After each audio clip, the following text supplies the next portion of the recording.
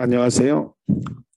이제 직업 정보는 제2교시에 들어갑니다. 제2교시 너무 두껍게 나오네요. 자, 이것을 여기를 누르고 조금 슬림하게 줄이겠습니다. 자, 이쪽 동네는 참 시험에 많이 나와요. 직업 및 산업 분류, 이것의 활용인데 먼저 직업에 대한 분류를 먼저 공부하시고 그 다음에 산업 분류인데, 자, 직업의 종류가 약 10,000개가 된다고 합시다. 보통 9,400개 정도 된다고 하는데 그 10,000개를 다 뒤섞여 놓고 이 직업 이 직업 다 찾는다면 정신없겠죠. 그래서 일정한 규칙과 질서하에 분류를 해 나가는 겁니다.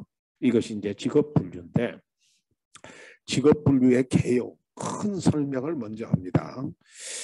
그럴 때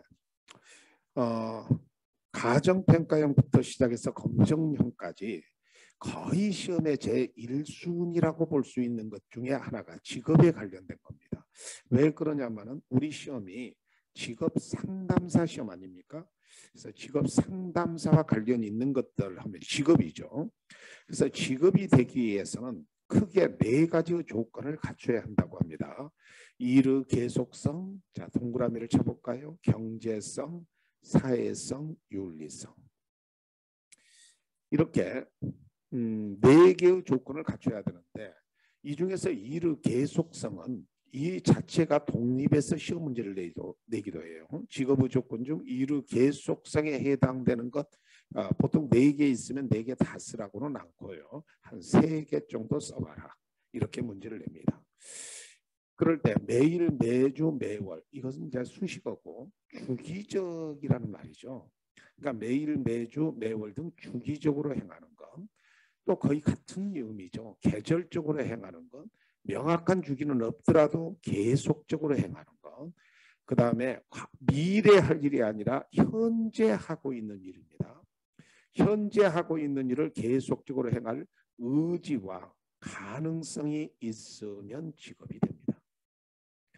자, 현재 하고 있는 일을 계속적으로 행할 의지와 가능성이 있으면, 그 다음에 이제 경제성입니다. 경제적인 거래관계에서 성립하는 활동을 수행해야 됩니다. 자, 만약에 경제성이 없으면, 예컨대 계속적으로 무급으로 봉사활동을 하고 있으신 분, 자, 계속성은 있더라도 경제성이 없죠. 그 다음에 사회성은 사회 공동체적 맥락에서 어떤 사회 내에서 의미 있는 사회적 기여를 해야 직업이 됩니다. 그래서 예를 들어서 가끔 봄철에 나물 캐러 고사리 끈으로 올라가서 고사리를 끊어서 와서 가정에서 해 먹었습니다. 근데 그것을 산나물 채취 그 자체를 사회 공동체적 맥락에서 아직 의미가 부여가 되기가 어려우면 그 사람한테는 경제적 수익이 있을지라도 직업이라고 할 수는 없다는 겁니다. 직업이 되기 위해서는 사회 공동체적 맥락에서 어느 정도 의미성이 부여돼서 사회 내에서 그 일을 종사하는 사람이 최소한 예를 들어 1,000명 이상이라든지 이렇게 사회 내에서 가치 있고 의미가 있어야 직업이 될 수 있습니다.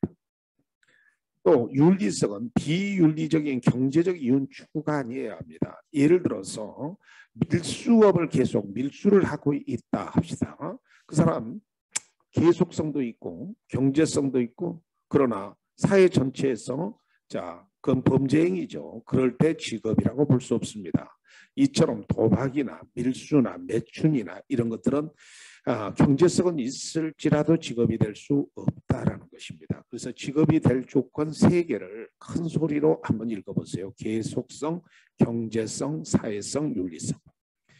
직업에 관련된 문제 중에 시험 서열 1위가 한국 표준 직업 분류에서 직업으로 보지 않는 활동입니다. 자, 이 직업으로 보지 않는 활동 10개가 있는데 그 중에 5개 내지 6개 정도를 암기하셔야 돼요.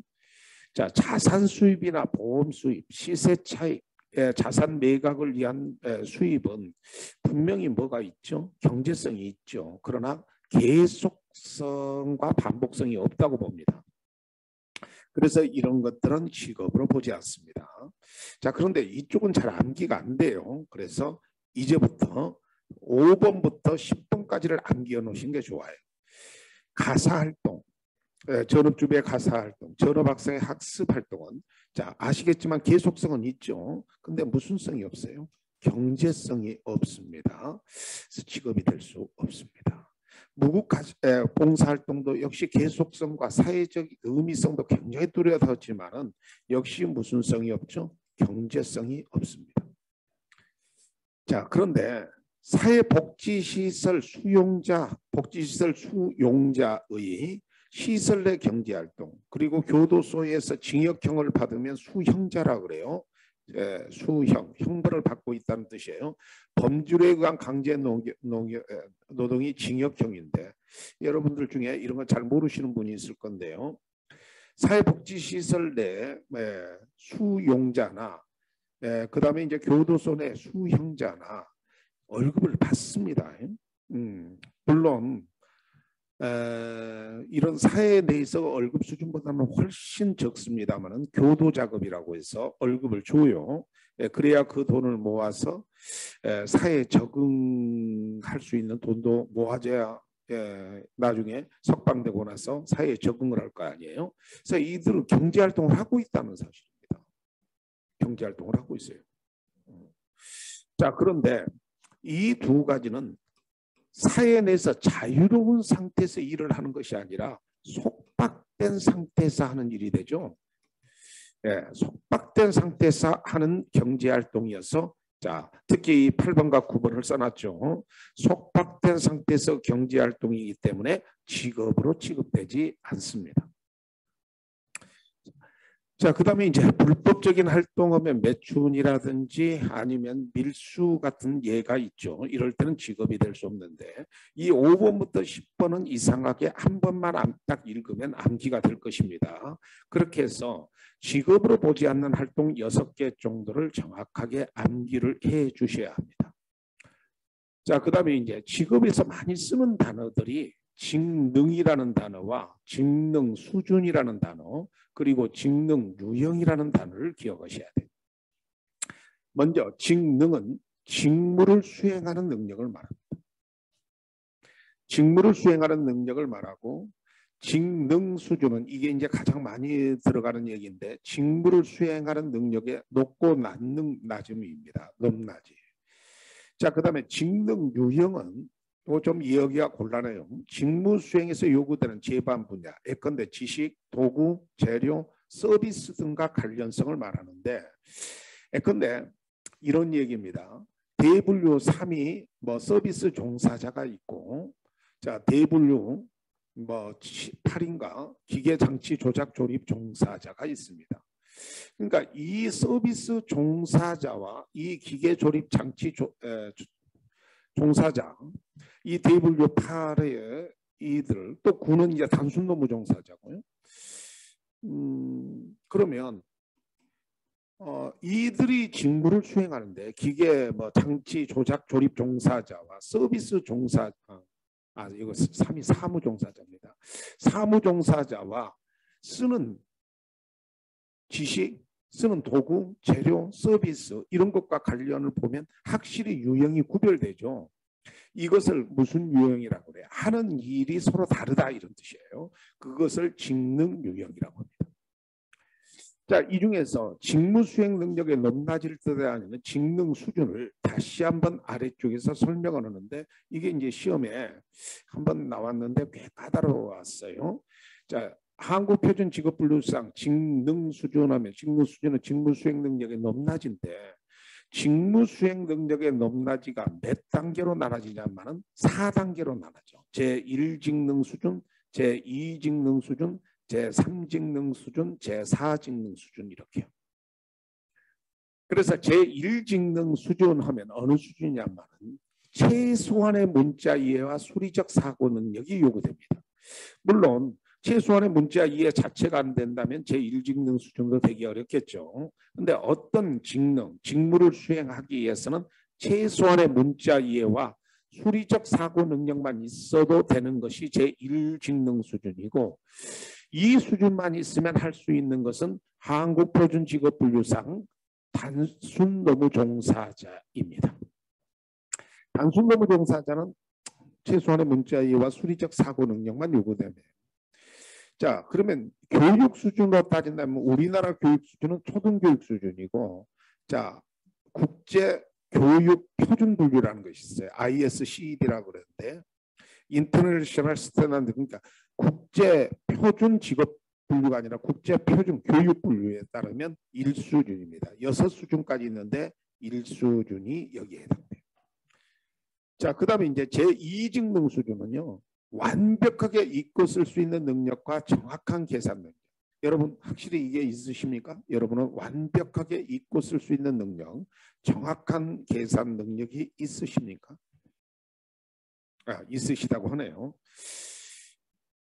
중등 이상인데 여기서 중등이라는 말은 고등학교 졸업을 생각하시면 됩니다. 여기서 고졸이라는 것은 고등교육은 대학을 말하는 겁니다. 그래서 중등 이상 하면 고졸까지를 생각하시면 돼요. ISCD 2, 3 때에 따라 4수준까지 말하는데요. 자, 대분류 1번, 2번 관리자, 전문가 및 관련 종사자 빼놓고 3, 4, 5, 6, 7, 8까지가 다 2수준이면 돼요. 2직능 수준. 참고적으로 9는 단순 노무 종사자로서 자 1직능 수준이죠. 그러면 관리자와 전문가 및 관련 종사자는 3, 4직능 수준이거든요. 그래서 2직능 수준이 가장 많은 겁니다. 그래서 모든 일을 완벽하게 읽고 쓸 수 있는 능력과 정확한 계산 능력이 있으면 모든 일을 거의 다 해낼 수 있어요. 자, 3직능 수준 하면 전문적인 지식을 보유해야 돼요. 그러니까 완벽하게 읽고 쓸 수 있는 데다 플러스 전문적 지식까지 보유해야 되는데 초대졸 정도입니다. ISCD 수준이면 5수준. 제4직능 수준은 여기에 전문적인 지식에다가 매우 높은 이해력과 창의력. 저도 사람들을 이렇게 채용해서 일을 할 때 가장 바라는 꿈이 직원들이 이 창의력이 좀 있으면 좋겠어요. 그래서 스스로 찾고 스스로 우리 집단을 발전시킬 수 있는 능력 같은 거 있으면 참 좋겠다는 생각이 들어요. 굉장히 높은 능력입니다. 창의력이. 그래서 대졸 이상이고 ISCD 6수준 이상이고 대부분이 좀 대분류로 따지면 관리자와 전문가 및 관련 종사자가 3, 4직능 수준. 나머지 대분류 3부터 시작해서 8까지가 2직능 수준, 그리고 단순 노무 종사자가 1직능 수준이면 되는 겁니다. 자, 여기까지 해서 직능 수준, 직무를 수행하는 능력의 높낮이인데 가끔 문제를 푸시다 보면요. 1직능 수준이 가장 낮고 4직능 수준이 가장 높다 이렇게 이제 공부가 돼 있어야 되는데 어느 순간에 딱 바뀌는 수가 있어요. 그래서 4직능 수준이 가장 낮고 1직능 수준이 가장 높은 수준으로 딱 바뀌는 수가 있습니다. 조심하셔야 돼요. 스스로 경계를 하셔야 됩니다. 자, 그다음에 이제 직업 분류의 원칙. 자, 9,400개나 되는 직업을 그냥 뒤죽박죽 섞어놓고 직업을 찾게 하는 거에 좋을까요? 정확한 분류 원칙에 따라 분류해 나가야 될까요? 분류 원칙에 따라 분류해 나가야 되겠죠. 그럴 때 직업 분류의 가장 일반 원칙은 포괄성의 원칙과 베타성의 원칙인데 뒤에 내용을 읽기 전에 이 말 먼저 설명을 할게요. 포괄성의 원칙은 우리 사회 내에서 의미 있는 직업은 분류를 하다가 빠뜨리면 안 된다는 뜻이에요. 그러니까 이쪽에서 분류해 나가도 빠져버리고 저쪽에서 분류해 나가도 그 사회 내에서 이미 가치 있는 직업인데도 분류가 안 된다. 그래서는 안 된다는 원칙이 포괄성의 원칙. 베타성의 원칙은 어떤 직업에서 분류해 나가서 그 직업이 분류가 되면 다른 쪽에서도 같은 직업으로 분류해서는 안 됩니다. 그러니까 한쪽에서 기계 조립 종사자로 분류해 나가서 그 직업이 나왔던데 사무종사자에서 분류해도 그 직업이 또 나오면 안 된다는 거야. 한쪽에 직업으로 들어가면 다른 쪽에는 직업으로 들어가면 안 된다. 이게 베타성의 원칙. 자, 포괄성의 원칙일까요? 직업 분류 중 특정한 직무가 누락되게 분류해서는 안 된다. 다 들어가라는 거예요. 그 다음에 베타성의 원칙은 하나의 직무가 2개 이상으로 중복해서 분류해서는 안 된다는 원칙입니다. 자, 그래서 포괄성의 원칙과 베타성의 원칙에 따라 이제 직업 분류를 하는 겁니다. 그러면 9,400개나 되는 직업이 빠짐없이, 그것도 중복되지 않고 다 분류되어 있다는 겁니다. 자, 이미 이제 분류되어 있어요. 그래서 한국 표준 직업 분류에 의해서 분류가 되어 있는데, 문제는 우리 여러분과 저 같은 일을 실제로 직업에 종사하는 사람들이 여러 형태의 직무를 포괄해서 하는 경우가 참 많이 있습니다. 그럴 때 포괄적 업무일 때는 이 사람 직업을 어떻게 분류할 것인가요? 포괄적 업무에 대한 직업 분류 원칙. 그러면 무슨 얘기냐면요, 한 사람이 의사도 하고 있고 교수도 하고 있을 때 우리 동네에서는 어떻게 사용하죠? 이 사람은 의사다, 이 사람은 교수다, 직업이 두 개다, 이렇게 표현을 합니다. 우리 동네에서는. 자, 그런데 한국 표준 직업 분류라든지 이 직업 분류를 기준으로 해서 예컨대 보험도 들어야 되고, 재사고가 났을 때 그 재사고율 같은 것도 계산해야 되고, 그럴 때 두 직업을 다 갖고 있다고 할 수는 없을 것 아니에요. 그래서 이럴 때 하나의 직업으로만 선택됩니다. 무슨 성의 원칙상? 베타성의 원칙상. 그러니까 베타성의 원칙은 직업 분류할 때만 나타나는 게 아니라 어떤 한 사람이 포괄적 업무에 종사할 때도 나타난다는 겁니다. 그래서 포괄적 업무하면 한 사람이 여러 업무를 포괄해서 수행하고 있는 경우에 이때 어떤 순서에 따르냐? 직업 분류의 원칙은 먼저 주된 직무 우선의 원칙에 따릅니다. 그래서 수행되는 직무 내용상 상관성이 가장 많은 항목으로 분류하는 원칙. 그러니까 의사의 상관성, 이 의사와 관련된 일을 이 한 사람이 하는데 의사와 관련된 일이 4개, 교수와 관련된 일이 3개다. 그러면 의사로 분류한다. 자, 그런데 최상급 직능 우선의 원칙은 뭐냐? 주된 직무 우선의 원칙에 따라 직업 분류가 안 돼요. 그러니까 의사도 교수 하는 것도 뭐 상관성이 4개나 돼요. 그럴 때는 가장 높은 수준의 직무 능력을 필요로 하는 일로 분류한다는 원칙입니다. 근데 의사나 교수나 가장 높은 수준이죠. 2개 다. 그러니까 다른 예를 들어야 돼요. 예컨대 한 사람이 조리 일과 배달 일을 같이 하고 있습니다. 자, 조리원과 배달 일을 한 사람이 같이 하고 있어요. 자, 그러면 포괄적으로 업무를 하는 겁니다.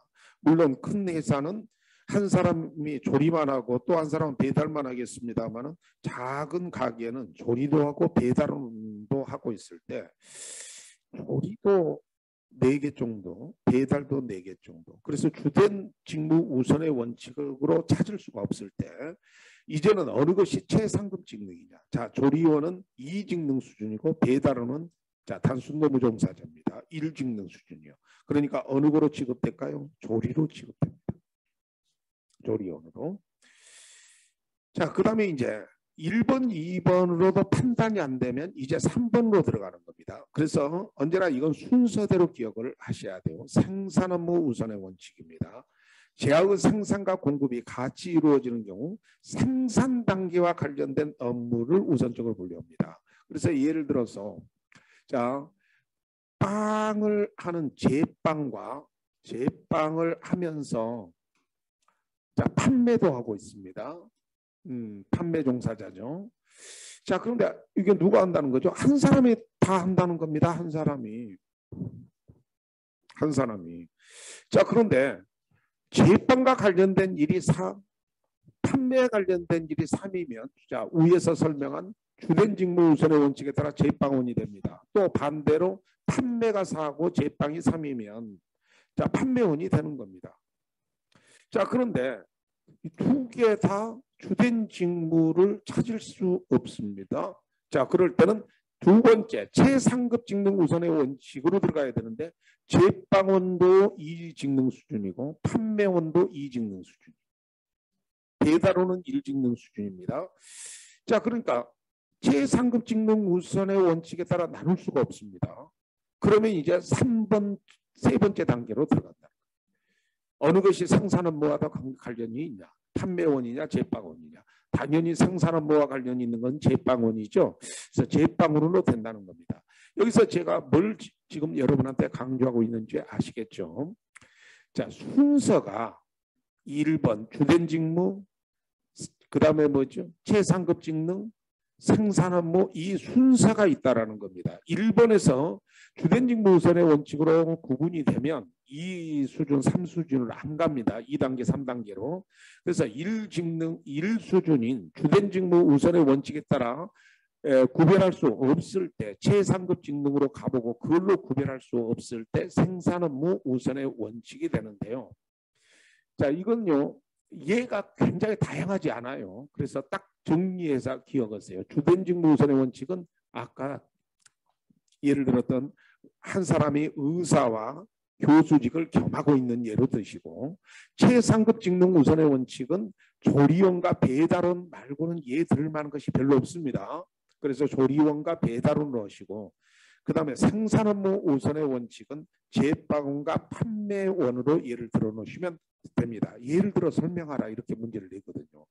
자, 실제로 예를 들어 설명하라라고 문제를 내지 않아도 그냥 설명하라는 문제에서 예를 들어 설명하면 굉장히 좋은 반응이 오는 겁니다. 채점자들한테. 그래서 그런 예들을 잘 기억해 주시면 좋겠습니다. 자, 이제 포괄적 업무가 아니라 다수직업 종사자의 분류원칙. 자, 투잡을 한다는 게 투잡. 투잡. 한 사람이 전혀 다른 두 가지 이상의 직업에 종사하는 경우. 자, 아까는 한 사람이 이 일도 저 일도 포괄적으로 업무를 했는데 이제는 전혀 다른. 그러니까 아침에는 저처럼 강사를 하고 저녁에는 무엇을 할까요? 대리운전을 한다. 그러면 전혀 다른 두 가지 업무를 하고 있죠. 그럴 때 이 사람은 두 직업을 갖고 있다. 이건 동네에서 쓰는 거고요. 배타성의 원칙상 이 중에서 하나의 직업만 결정해 줘야 돼요. 그럴 때 이 사람 어떤 순서, 이것도 순서입니다. 취업 시간 우선의 원칙에 따릅니다. 그래서 어느 시간이 더 많냐? 강사가 5시간, 대리운전이 3시간이다 그러면 강사가 되겠죠. 근데 이것도 5시간, 이것도 5시간 같으면요. 수입이 어디가 더 많냐를 갖고 따져요. 그래서 수입 우선의 원칙에 따릅니다. 자, 그 다음에 수입도 잘 몰라요. 이쪽도 100만 원, 이쪽도 100만 원.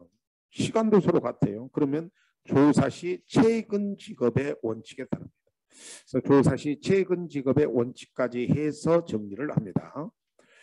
그리고 한국 표준 직업 분류는 한국 고용 직업 분류는요. 세 분류 수준에서 가나다라 순서로 배열되어 있었다고 그랬죠. 근데 한국 표준 직업 분류, 지금 우리가 하고 있는 게 뭐죠? 한국 고용 직업 분류가 아니라 표준 직업 분류입니다. KS 분류예요. 한국 표준 직업 분류에서는 그 분류 순서가 있어요. 보시는 바와 같이 한국 표준 산업 분류가 앞서 있는 쪽의 직업을 앞에다 둡니다. 그리고 특수와 일반이 있을 때 특수를 먼저 분류하고 일반을 나중에 분류합니다. 그래서 생명공학을 먼저 분류하고 나서 자연공학을 분류하는 겁니다. 그런데 이런 분류 원칙에 딱딱 따르기가 어려운 애매모호한 직업들도 엄청 많겠죠. 그럴 때는 고용자 수가 많은 쪽이 앞으로 들어갑니다. 네, 고용자 수가 많은 것이 대부분 공무원이나 공직 쪽이니까 그쪽이 앞으로 많이 들어가는 경우가 많아요. 그리고 직능 수준이 높은 쪽으로 갑니다. 그리고 직능 유형 같은 것도 고려를 해서 순서 배열을 합니다. 그래서 정확하게 잘 맞추기는 어렵지만 이런 것들을 고려해서 분류한다라는 뜻입니다. 그 다음에 이제 직업 분류의 분류 책임이 분류해서 분류 체계는 직업 분류는 세 분류를 기준으로 한다는 거죠. 한국 표준 직업 분류 지금 이것은 세 분류를 기준으로 해요. 그러면 세 분류 위에 뭐가 있을까요? 소분류가 있고 그 위에 뭐가 있을까요? 중분류가 있고 중분류 위에 뭐가 있을까요? 대분류가 있죠. 대분류. 그러면 세 분류 밑에는 뭐가 있을까요? 세세분류가 있죠. 그래서 이렇게 5단계로 분류되어 있습니다. 참고적으로 한국 고용직업 분류는 4개로 분류되어 있었다고 그랬죠. 그래서 직업분류는 세 분류를 기준으로 상위의 소분류, 중분류, 대분류로 하위의 세세 분류로 구성되어 있습니다. 자, 그래서 중심이 이렇게 세 분류가 중심이고 그 위쪽과 아래쪽으로 되어 있는데 여기서부터 얘기를 하지 그러냐. 한국 표준 산업분류는 위에서부터 밑으로 가겠는데 한국 표준 직업분류는 이렇게 세 분류를 중심으로 위쪽과 아래쪽으로 되어 있는데 그 이유는 세 분류가 바로 직업명하고 맞아떨어지기 때문입니다. 예를 들어 관리자 그러면 직업명하고 안 맞죠. 그렇죠? 또 전문가 및 관련 종사자만 안 맞죠. 대분류에. 그런데 이제 중분류, 소분류, 세분류까지 와야 자기가 현재 종사하는 직업명하고 거의 맞아떨어져요. 그래서 세 분류를 중심으로 되어 있다는 것을 말씀드립니다. 자, 그리고 분류 번호는 아라비아 숫자와 알파벳 A를 쓰는데 알파벳 A를 쓰는 건 딱 하나입니다. 군인들이에요. 그러니까 전부 다 아라비아 숫자를 쓰고 있습니다. 그런데 시험 문제는 아라비아 숫자만 쓴다 하면 틀린 것이 되겠죠. 그러니까 아라비아 숫자와 알파벳 A로 표시하며 대분류 1자리, 중분류 2자리, 소분류 3자리, 세분류 4자리, 세세분류 5자리로 되어 있는데 1, 3, 2, 4, 2 하면 대분류, 중분류, 소분류, 세분류, 세세분류 이렇게 되어 있다는 거예요. 그리고 동일 분류에 포함된 끝 항목의 수는 수 9는 기타 그 외를 표시하며 위에서 분류한 나머지 항목을 의미합니다. 또한 끝자리 0은 해당 분류 수준에서 더 이상 세분화되지 않은 직업을 의미하는데 무슨 말인지 상당히 어렵죠. 자, 예를 들어서 대분류 1이 관리자고 대분류 2가 전문가 및 관련 종사자예요. 그러니까 대분류가 전문가 및 관련 종사자, 전문가라고만 씁시다. 그러면 이제 여기에 이제 중분류는 2로 다 시작되겠죠. 21, 22. 그러면 뭐 전기 전문가, 뭐 기계 전문가 이렇게 있을 거 아니에요. 23 통신 전문가, 24, 25, 26, 27, 28. 그래서 다 분류가 됩니다. 그리고 다시 2일에 들어가면 이제 세 분류로 211, 212, 213 이런 식으로 또 분류해 나가요. 자, 그런데 이렇게 다 분류했더니 28까지 분류해도 다 분류되지 않은 부분들이 있어. 물론 중심이 앞에 중요한 것을 다 분류를 먼저 하니까 뒤로 갈수록 좀 분류의 강도가 좀 떨어집니다만은 더 이상 분류할 수 없는 여러 가지 내용들이 있어. 그러면 이 구로에서 기타 그 외라고 쓴다는 거야. 왜 그래야 되냐면은요. 자, 생각을 해봐요. 여기도 분류해놓고 더 넘어가면 30으로 넘어가면 앞에 숫자가 3으로 바뀌면서 사무 종사자로 바뀌어버립니다. 대분류가. 그래서 그렇게 안 하기 위해서 모든 분류는 9로 끝난다는 겁니다. 그러니까 9로 모든 분류에서 더 이상 분류할 수 없을 정도로 9 숫자가 넘을 것 같으면 기타 그 외로 들어간다. 보통은 9까지 넘어가는 예는 거의 없습니다만은 예컨대 여기서도 해볼까요? 보통은 여기까지 2일, 3, 2일, 뭐 4, 이 정도로 끝났나 봅시다. 근데 요놈, 이쪽이, 실제로는 그렇지는 않아요. 근데 예를 들었어요. 251, 252, 이제 대분류, 중분류, 소분류죠. 251, 252, 253 이렇게 해가지고 역시 258까지 가고도 아직 다 분류 안 되면 259로 된다는 겁니다. 기타 그에. 정말 이해가 되시죠? 그리고 여기서 이제 세 분류를 표시하면 25, 2521, 그 다음에 2522 이렇게 식으로 가겠죠. 2523. 자, 다시 여기서 또 분류되겠죠. 이제 세 분류로. 그래서 25211, 25212 이렇게 갈 건데 때에 따라서는요. 요놈에서 또 이렇게 분류하려고 하니까 더 분류할 것이 없으면 공을 친다는 뜻이에요. 그러니까 세세 분류까지 분류할 필요가 없으면 공을 쳐요. 그래서 끝자리 0은 해당 수준에서 더 이상 세분화될 수 없는 그런 직업들이 나타나면 이거 5단인데 이쪽은 4단위로 끝나면 안 맞잖아요. 그래서 공을 쳐서 한다는 거예요. 조금 어렵게 느끼실 수 있겠습니다.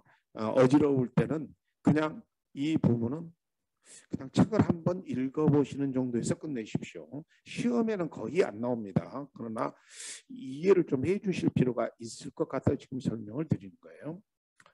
자, 그 다음에 이제 한국 고용직업 분류. 자, 한국 직업사전에 주직업 정보 안에 분류 코드는 한국 고용직업 분류 코드가 들어간다고 그랬죠. 그래서 한국 고용직업 분류를 캣코 코드, 한국 표준직업 분류, 말이 없이 직업 분류하면 한국 표준직업 분류를 말하는 거예요. 그럴 때는 KS 코드입니다. 그래서 한국 고용직업 분류의 기준과 원칙은 직능 유형을 우선적으로 적용하고 직능 수준을 함께 고려합니다. 대분류와 중분류 단위에서 직능 유형을 우선적으로 적용, 소분류와 세분류 단위에서는 직능 유형과 직능 수준을 함께 고려합니다. 분류 코드들이 생각보다 많다고 그랬죠. 그래서 한국 고용직업 분류 코드가 있고 취업 알선 직업 분류 코드도 있고요. 자, 여러 가지가 있는데 시험에는 거의 안 나오고 있기 때문에 이런 코드들이 있다. 그 외에도 NCS 코드도 있고요. 그래서 코드가 상당히 어지러워요. 어지럽습니다. 자, 그 다음에 산업 분류의 이해에 들어갑시다. 자, 지금까지 우리는 한국 표준 직업 분류를 공부하신 겁니다. 그런데 중심으로 공부하는데 이제부터는 한국 표준 산업 분류를 공부합니다. 자, 한국 표준 산업 분류예요. 자, 산업은 직업은 직업을 갖는 사람들이 중심인데 산업은 기업체가 중심입니다. 또는 사업체도 있죠. 저희 학교 같은 기업체도 산업이잖아요. 교육 서비스 산업이죠. 그렇죠. 그렇죠. 그래서 이건 사람이 중심이 아니라 뭐가 중심이라는 거죠. 바로 기업체나 사업체가 중심이에요. 근데 여러분 기업체나 사업체는 통계청에서 바짝 신경 쓰는 대상이죠. 바로 거기가 우리 대한민국의 수입을 결정하는 거잖아. 세금도 물려야 되고 부가도 해야 되고. 그래서 한국표준산업분류는 실제로 통계청과 굉장히 관련이 있습니다. 그래서 산업 분류할 때 산업활동, 산업활동의 범위 이걸 암기해서 쓰는 것이요. 시험에 굉장히 많이 나와요. 자, 쓰는 방법을 지금부터 설명을 드릴게요. 이걸 어떻게 암기할 것이냐.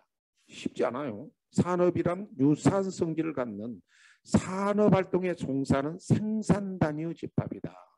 그럴 때 이 생산단위를 먼저 생각하는 겁니다. 이 생산단위가 바로 기업체하고 사업체입니다. 사업체요. 직업은 사람이 중심이지만 생산 단위하면 산업은 이 기업체가 중심이요. 사업체도 있겠죠. 이 생산 단위하면 대표적인 기업체들을 한번 해볼까요? 자, 여기다가 국민은행 한번 해봅시다. 국민은행. 자, 그 다음에 삼성전자 해봅시다. 삼성전자. 자, 그 다음에 뭘 해볼까요? 자, 하나증권 할까요? 하나증권. 하나증권 합시다. 자, 그 다음에 저희 학교가 다산직업전문학교거든요. 다산직업전문학교 이렇게 해봅시다. 자, 여러분 국민은행, 외환은행, 하나증권은 뭔가 하는 일이 비슷하죠. 생산 단위가 이런 기업체들인데 그 생산 단위가 유사하다는 겁니다. 유사한 활동을 하고 있어. 산업활동. 자, 그리고 삼성전자, 대우자동차, 현대자동차 뭐 이러더는 역시 제조업 분야로 생산하는 일들이 비슷해요. 그리고 다산직업전문학교, 그리고 뭐 인하대학교, 무슨 대학교 이런 것들도 하는 일들이 비슷해요. 그러면 다산직업전문학교를 포함해서 인하대학, 뭐 무슨 전문대학 다 합쳐서 교육 서비스 산업이 되고, 국민은행, 하나증권 이런 쪽은 뭐죠? 금융보험업이 되고, 삼성전자, 현대자동차, LG전자 이런 것은 제조업이 되는 거예요. 이런 표현들을 어떻게 해야 될까요? 그렇다면 산업이란 성질이 유사한 성질을 갖는 산업활동에 종사하는 바로 이 생산 단위들의 집합. 그러니까 국민은행, 하나증권, 뭐 기업은행 다 합쳐서 이 생산 단위잖아. 이들이 비슷한 생산 단위를 묶어서 뭐라 그래? 금융보험. 직업학교 무슨 학원 대학교 싹 합쳐서 뭐야 교육 서비스 산업 이런 식으로 유사한 성질을 갖는 산업활동에 종사하는 생산단위의 집합이고 머릿속에 있죠. 생산단위라는 개념이 정확히 들어가 있어야 돼요. 그러면 산업활동은 뭐냐? 바로 이 생산단위 기업체나 사업체가 가만히 있는 겁니까? 노동과 자본을 투자하는 겁니까? 그렇죠. 노동과 자본. 저희 학교 같은 것도 학교도 분명히 기업체 단위로서 생산단위입니다. 그런데 여기에 가만히 있었습니까? 여기에 노동과 자본을 투입했습니까? 그랬더니 재화 또는 서비스가 나오는 거죠. 저희 학교는 재화가 나오는 게 아니라 서비스, 즉 교육 서비스가 생산되는 거예요. 그러면 저희는 지금 무슨 활동을 하고 있는가요? 산업 활동을 하고 있는 겁니다. 산업 활동. 그래서 산업 활동이란 각 생산 단위가 노동과 자본을 투입하여 재화 또는 서비스를 생산하는 일련의 활동입니다. 이런 산업 활동의 범위는 영리적, 비영리적 활동을 모두 포함한다는 겁니다. 자, 그래서 비영리적 활동이 포함되는 겁니다. 이거 놓치면 안 돼요. 그래서 인하대학교가 왜 교육 서비스 산업이 될까요? 바로 비영리잖아. 대학교들은 다 비영리 재단법인입니다. 그런데 산업활동 안에는 다 들어있는 겁니다. 그러나 가정 내 가사활동은 빠집니다. 그래서 산업활동 안에는 가정 내 가사활동이 빠지기 때문에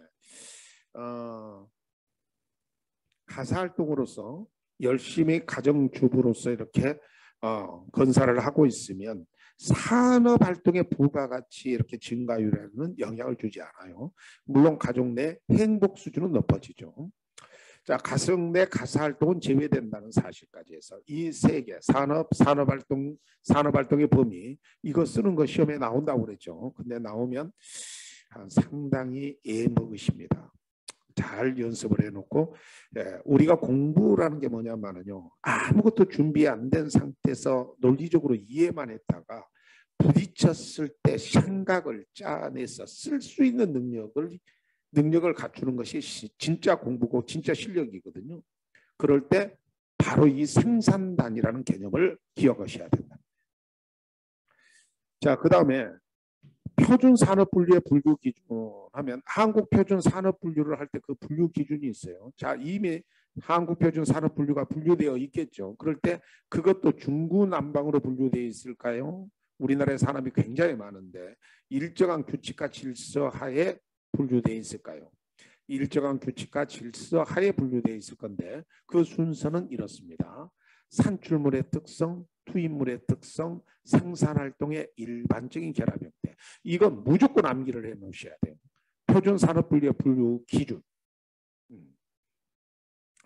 자, 산출물의 특성.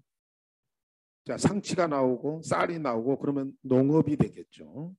자, 그 다음에 TV가 나오고 자동차가 나오면 제조업이 되겠죠. 근데 산출물의 특성으로 잘 구별이 안 될 때 투입물의 특성에 따른 거예요. 투입물의 특성. 실제로 산업을 정확히 나누기가 어려울 때가 있습니다. 오징어를 바다에서 잡아서 막바로 판매한다 그러면 오징어를 잡는 것은 어업이잖아요. 판매하는 것은 판매업이고요. 근데 오징어를 잡아서 그걸 말려서 팔면 아직까지 농업일까? 자, 헷갈리기 시작합니다. 그걸 진미채로 만들어서 팔면 제조업일까? 헷갈리는 게 참 많아요. 그래서 그걸 구별할 때 산출물의 특성을 1번 순으로 하되 구별이 잘 안 되면 투입물의 특성을 그 다음에 생각하고 그것도 안 되면 생산활동의 일반적인 결합 형태를 생각하셔야 됩니다. 아시겠죠? 이거 구별하기가 그렇게 쉽지 않기 때문입니다. 자, 그리고 더 구별하기 어려운 것은 위에는 이제 한국 표준 산업분류를 분류하는 기준인데 밑에는 통계 단위예요. 통계 단위가 뭐냐? 같은 얘기가 생산 단위. 그 생산 단위가 바로 사업체하고 기업체를 말하는 거잖아요. 물론 대표적인 생산 단위가 기업체죠. 기업체. 자, 이 기업체가 왜 통계 단위라고 할까요? 바로 국가에 우리들은 세금 같은 데를 거기다가 법인세를 부과하고 그러잖아요. 그래서 그 생산 단위가 예컨대 유흥업을 한다고 그랬죠. 일종 유흥업을 하면 세금률이 뭐 16%다 이렇게. 저희 같은 교육 서비스업은 세금 없죠. 면세 사업자다. 이렇게 정해 주잖아. 그러려면 먼저 그 어떤 사업을 하고 있을 때 이 생산 단위가 어떤 일을 하고 있는가를 먼저 결정을 해야 되잖아. 그게 바로 통계 단위요 산업 결정이에요. 그러니까 저희 학교를 보고 이게 교육 서비스 산업이구나 이렇게 결정해 준다는 겁니다. 그래서 통계 단위 개념이란 생산 단위, 즉 통계 단위, 생산 단위 같은 얘기라고 생각하면 돼요. 활동에 관한 통계 작성을 위해서 필요한 정보를 수집할 대상이 되는 분석 단위를 뜻하는데 대표적으로 사업체와 기업체인데 그중에 특히 기업체입니다. 자, 그럴 때 통계 단위 그러면 이제 세금 물릴 대상 이렇게 생각하시면 됩니다. 통계청에서 이걸 다 분류해 놓으면 국세청에서 그대로 세금을 물린다 이렇게 생각하시면 돼요. 그럴 때 하나 이상의 산업활동과 하나 이상의 장소로 연결되는 것이 기업 집단 그리고 기업체 단위고 하나 이상의 산업활동이지만 단일 장소는 지역 단위로 되어 있습니다. 자, 그리고 하나 이상의 장소와 단일 산업활동으로 되어 있는 것은 활동 유형 단위로 되어 있고 단일 장소와 단일 산업활동은 사업체 단위로 되어 있어요. 자, 잘 모르겠다 그렇죠. 잘 모르겠으면 요 표를 남겨주세요. 왜냐하면 시험 문제 예컨대 이 기업체 단위가 빠져 있고 그 다음에 사업체 단위가 빠져 있고 그래서 이 빈칸에다가 주관식으로도 쓰게 나오고 객관식으로는 글 찍게 나옵니다. 그래서 이 표를 암기 수준으로 해놓는데 거의 기업체 단위가 빈칸으로 나오거나 활동 유형 단위나 사업체 단위가 빈칸으로 나옵니다. 그러니까 그것을 채워 넣는 연습을 하십시오.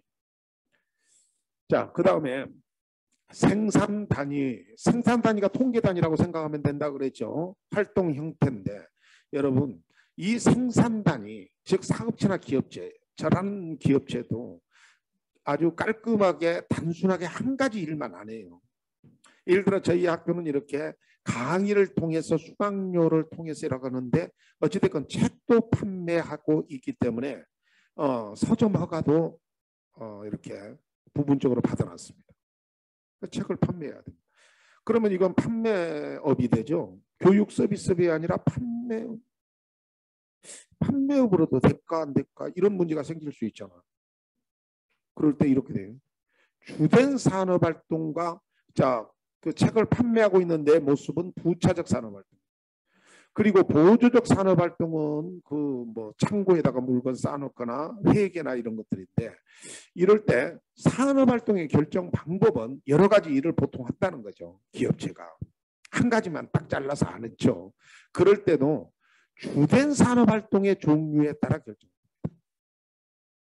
그러니까 저희는 주된 산업활동과 책은 거의 무료로 나눠주고 있으니까 주된 산업활동이 그 서점 같은 판매업이 아니라 교육 서비스업이 된다는 거예요. 그러면 주된 산업활동은 어떻게 결정을 하냐? 종업원의 수라든지 노동시간 등도 고려해서 결정합니다. 그러니까 주된 산업활동, 부차적 산업활동이 비슷한 수준으로 경제 수준이 있을 수도 있잖아요. 그럴 때는 종업원의 수나 노동시간도 고려합니다. 또 계절에 따라 산업을 달리하는 사업체도 생각보다 많죠. 오미자를 키워서 겨울철에는 오미자 차로 판매합니다. 자, 그럴 때 이게 농업이요, 제조업이요. 만약에 제조업이라면 세금률이 더 높아집니다. 농업이라면 국가에서 지원 같은 걸 하죠. 그래서 계절에 따라 산업을 달리하는 사업체는 조사 대상 기간 중 산출액이 가장 많았던 활동으로 분류돼요. 따라서 오미자 차를 만들어서 판매하는 것이 훨씬 더 산출액이 많다 그러면 제조업이 되겠죠. 자, 휴업 중일 때는 영업 중인 산업활동으로 결정하고 청산 중일 때는 청산 전 그리고 아직 법인이 설립되기 전 설립 중일 때는 설립 후 개시하는 산업활동으로 정해집니다. 자, 그 다음에 보조적 산업활동은 독립된 산업활동이 아닌데 본사 즉 본부가 있죠. 중앙보조단위 본부는 별도의 사업체로 처리됩니다. 자, 그래서 삼성전자 공장은 뭐 수원도 있고 뭐 구미도 있고 그렇습니다만 그 본사는 서울에 강남에 있잖아요. 그럴 때 거기에 본사는 별도의 사업체로 분류된다. 자, 그리고 산업분류의 적용 원칙이 이렇게 나와 있죠. 자, 산업분류의 적용 원칙은 아까 산출물의 특성이라고 그랬잖아. 생산 단위는 산출물뿐만 아니라 투입물과 생산 공정도 함께 고려하여 그들의 활동을 가장 정확하게 설명하는 항목으로 분류합니다. 자, 한국표준직업분류는 세 분류 위쪽으로 소중대 그 밑에 쪽으로 세 분류입니다만 한국표준산업분류는 대분류부터 정합니다. 그래서 대분류를 정확히 결정하고 순차적으로 중소세 세세 분류 단계 항목을 결정합니다. 또 산업활동이 결합되어 있는 경우에는 그 활동 단위요 주된 활동에 따라 결정되는 겁니다. 주된 활동. 그래서 주된 활동이 뭐냐 이런 것이 좀 애매모호하죠. 부차적 산업활동이 큰 건지 주된 산업활동이 큰 건지. 그러면 예를 들어서 농림업에는 뭐 기름도 제공해주고 국가가 지원도 해주고 그러는데 관광 서비스업 같은 경우는 어때요? 세금률이 좀 높죠. 제가 왜 그런 얘기를 하냐면은 지금 우리 그 주변에 도시 주변에 농사 짓는 사람들이 주말 농장으로 돌아서더라고요. 그러면 주말 농장은 농업이냐 아니면 어떤 관광 서비스업이냐. 만약에 관광 서비스업으로 온다면 세금이 굉장히 높을 겁니다. 애매모호한 것들이 참 많아요. 실제로. 그래서 이렇게 산업활동이 여러 가지로 결합되어 있는 경우에 주된 활동에 따라 아직은 농업으로 결정되어 있는 것 같습니다만 머지않아 아마 바뀔지도 몰라요. 그러면 이제 세금 높아지겠죠. 통계청이 그걸 주시하고 있다는 겁니다. 그래서 통계청이 이것은 주말 농장하고 있으면 이것은 관광 서비스업으로 봐야 된다라고 하는 순간에 이제 국세청 거기에 따라서 통계 단위가 뭐라고 그랬죠? 사업체라고 그랬죠. 그 사업을 하고 있는 데다가 이제 관광 서비스업에 해당되는 세금이 부과되고 있죠. 산업분류 체계와 구조에서 분류 구조는 알파벳 문자를 사용하여 대분류는 이렇게 A, B 이렇게 알파벳 문자로 되어 있어요. 자, 그리고 그 다음부터서는 아라비아 숫자로 되어 있습니다. 그래서 이제는 두 자리 숫자를 사용하는 중분류, 세 자리, 네 자리 이렇게 사용해서 다섯 자리까지 있고 아라비아 숫자로 부호 처리를 합니다. 그래서 아라비아 숫자로 되어 있습니다. 참고적으로 한국 표준 산업 분류를 컴퓨터에 찾아보시거나 책에 찾아보시면 A가 농업으로 되어 있고 B가 대분류 A가 농림업으로 되어 있고 B가 광업으로 되어 있고 C가 제조업으로 되어 있을 건데 이건 왜 그럴까 이렇게 생각을 해보고 뒤쪽으로 가면 갈수록 현대와 관련된 산업들이 들어가 있습니다. 그 이유는 우리나라에서 산업이 처음 발생을 해서 발전한 순서와 관련이 있어요. 그래서 A가 농림업이고 B가 제조업 같지만 광업. 그러니까 옛날에 우리가 광업이 먼저 발달했었던 거죠. 그 다음에 제조업. 그리고 현대적 산업은 뒤쪽으로 빠져 있습니다. 여기까지 해서 한국 표준 산업 분류를 공부했고 그 다음에 자 직업 관련 정보에 이해해가지고 고용보험제도 이해라고 써져 있죠. 근데 여기 제가 뭐라고 써놨는가 봐요. 본장의 공부는 고용관계 법률 중 고용보험법을 통해서 공부가 됩니다. 자 따라서 관련 문제만 풀어보고 넘어가자. 그런데 관련 문제는 이제 혼자 풀어보시고 고용보험제도는 어디에 있는 거죠? 자 노동관계 법규가 우리들의 시험범위죠. 이 노동관계 법령에 고용보험법이 따로 있습니다. 이 고용보험법을 통해서 공부하는 거예요.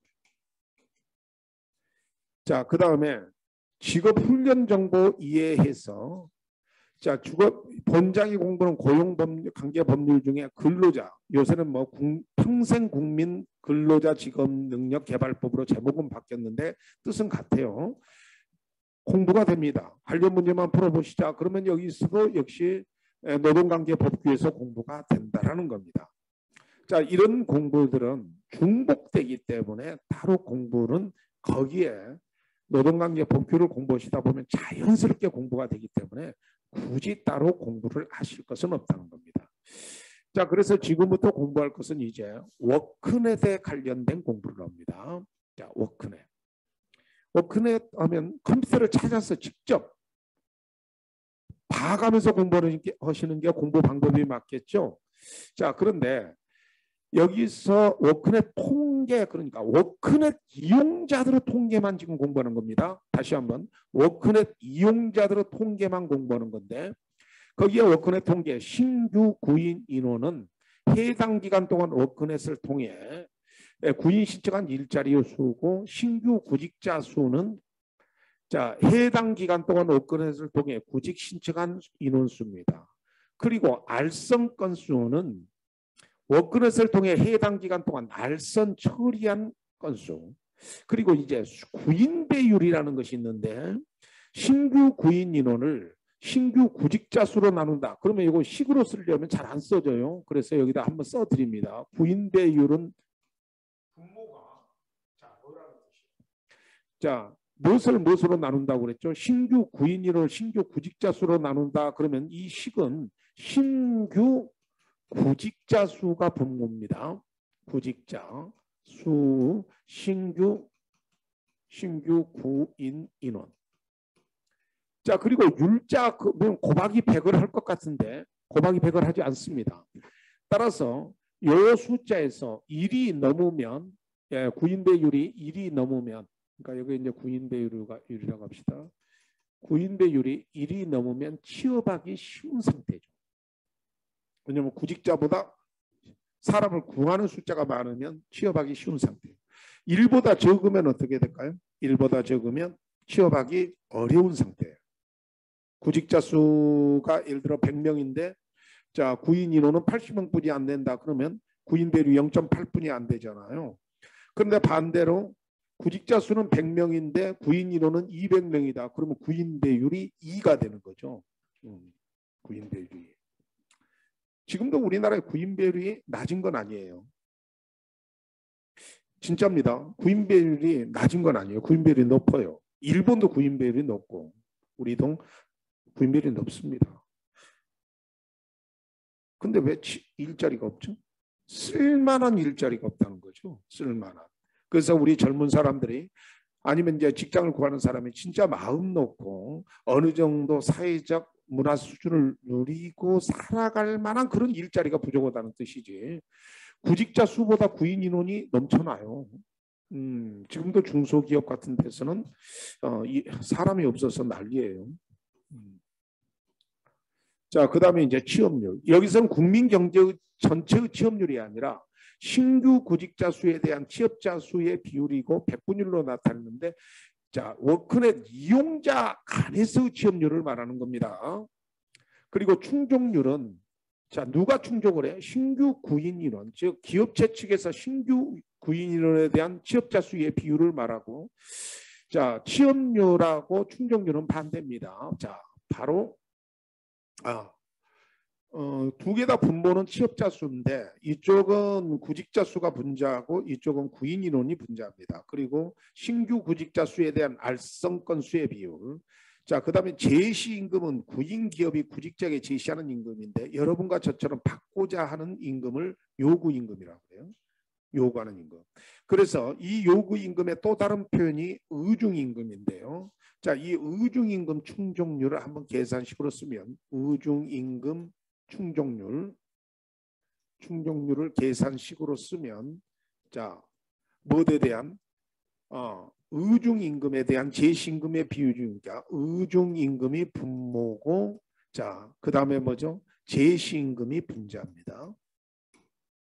그리고 이제 보통 율로 하면 곱하기 100을 해서 퍼센테이지로 나타납니다. 그래서 의중임금이 예를 들어서 200인데 제시임금이 만약에 100이다. 그러면 50%뿐이 안 되죠. 그러면 취업하기가 어렵습니다. 자, 그런데 의중임금이 100인데 200인데 제시임금도 200이다. 그러면 이거 100%가 되죠. 그래서 충족률이 100%가 되기 때문에 취업하기 쉬운 상태가 되는 겁니다. 자, 이쪽 이렇게 취업률, 충족률에 대한 계산식이나 알선율, 제시임금 이런 개념이나 이런 것까지도 다 이쪽을 기억해 주셔야 됩니다.